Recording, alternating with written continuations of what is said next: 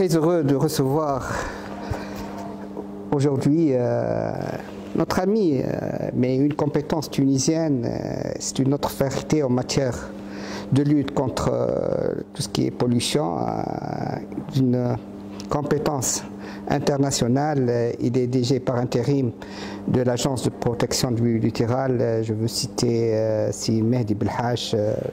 Marhaba. Merci, je vous remercie. Si Mehdi Belhach, je crois qu'il n'y a pas quelqu'un de mieux placé que vous pour tirer des conclusions et des avantages d'une telle manifestation pour la Tunisie.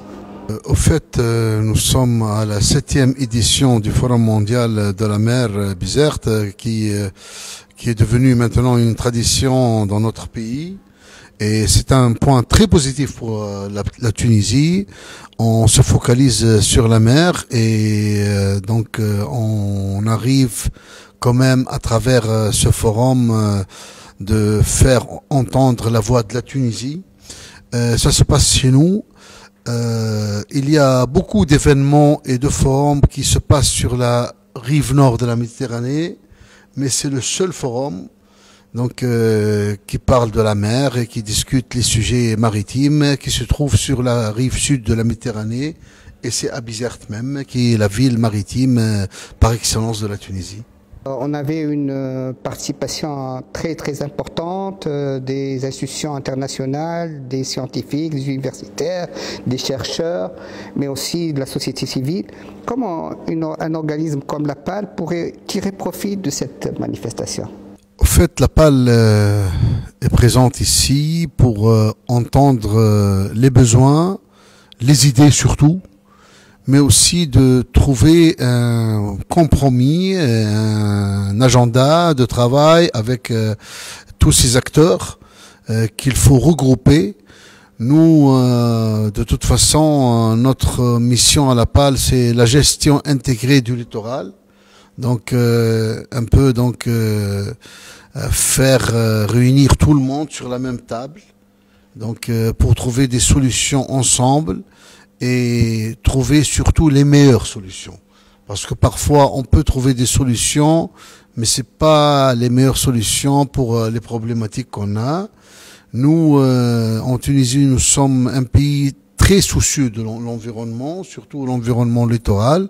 Et pour ceci, on travaille avec beaucoup d'acteurs, dont la société civile, les start-up, les autorités locales et un peu les communes.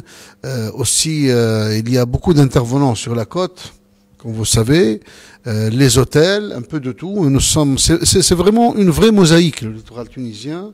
Et pour ceci, on travaille avec plusieurs acteurs.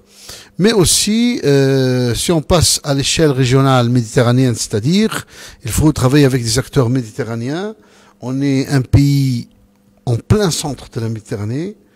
Nous sommes impactés par les changements climatiques méditerranéens et surtout par la question de l'élévation du niveau de la mer. Nous sommes le pays le plus impacté par l'érosion côtière. Ça ressort du dernier rapport climat et développement de la Banque mondiale décembre 2023, et on ajoute à ça l'élévation du niveau de la mer. Au fait, on aura un phénomène combiné, deux phénomènes, deux en un, et ça va être très dur. Donc il y aurait le tourisme qui sera frappé, mais aussi, ce qui est encore plus grave, c'est nos terres agricoles qui ne sont plus exploitables. Tout à fait, c'est relatif. Je vois que vous êtes bien documenté sur le sujet. Donc ces deux atouts majeurs, côtiers, dont le tourisme balnéaire et l'agriculture aussi, vont être frappés de plein fouet si on fait rien du tout. Donc là, nous avons établi les projections nécessaires pour 2050 et 2100. Et on est en train de travailler sur les solutions basées sur la nature. On est très proche de certains pays qui ont beaucoup d'expérience et de savoir-faire dans ce domaine, dans les Pays-Bas.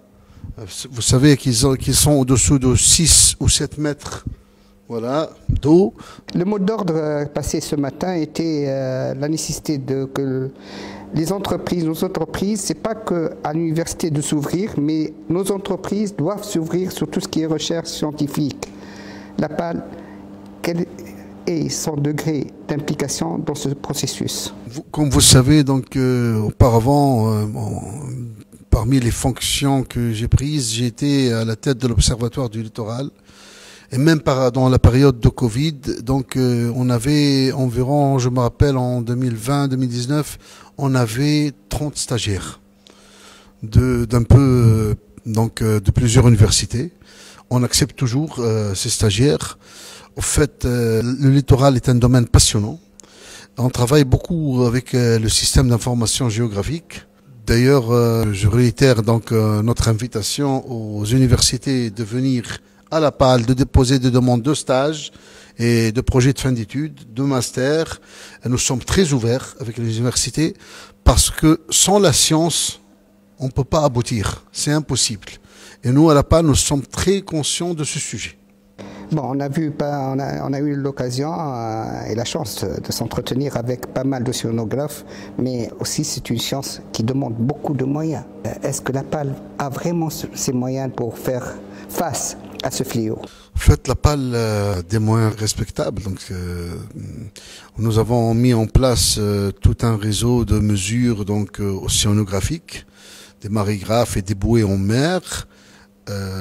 Aussi, nous utilisons beaucoup de la télédétection, des systèmes d'information géographique, mais le point faible, je dirais, c'est les statistiques sur des durées significatives.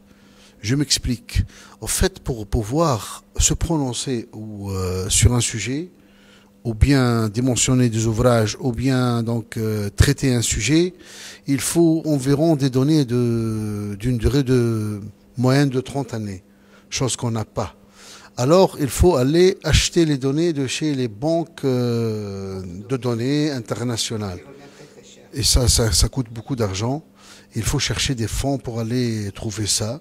Vous m'excuserez, mais les États du nord de la Méditerranée, les sources de la pollution, elles viennent de là. Normalement, ils devraient contribuer d'une manière ou d'une autre à financer de telles opérations.